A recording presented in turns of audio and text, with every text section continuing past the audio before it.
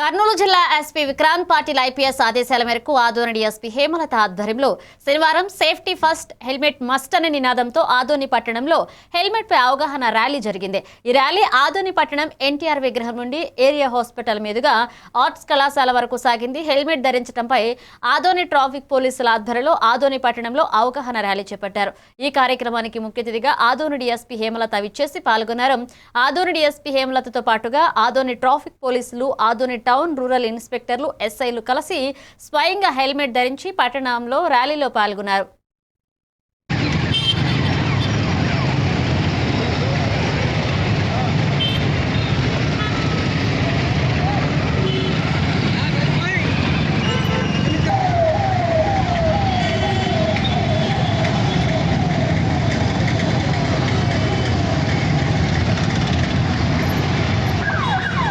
Oh, good.